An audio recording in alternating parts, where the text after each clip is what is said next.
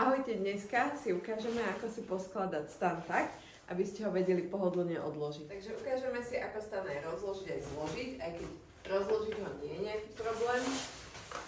Vytiahnete si ho z obalu, dajte si pozor na to, aby vám nevystrelil.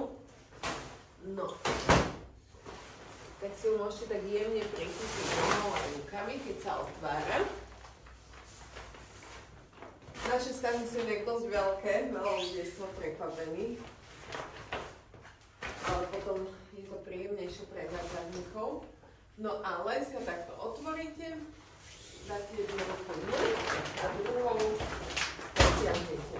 Môže sa vám stať, že vám to pukne, čo je úplne v poriadku, nepoškodíte tak ľahko stan, len sa tam vlastne pretáča ten kov.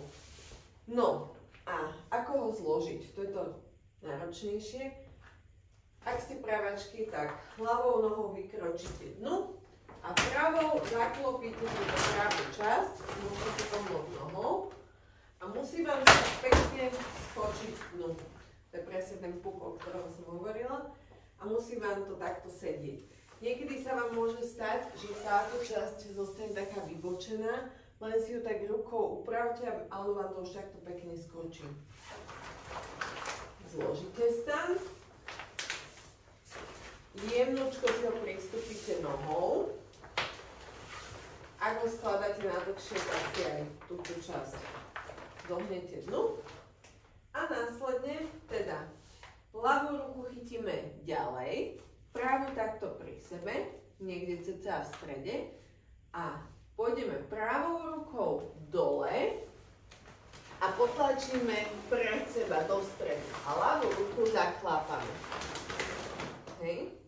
Takže ešte raz na túto časť, lebo to je také najťažšie.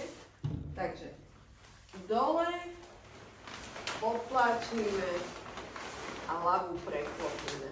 Čiže ešte raz. Pravú ruku k sebe, ľavú od seba, dole a iba pravou ideme pred seba, nie do strany a ľavú zaklapame. A už sa to zavrie. Následne som, ja takto chytím medzi nohy a navlečiem si už len obal.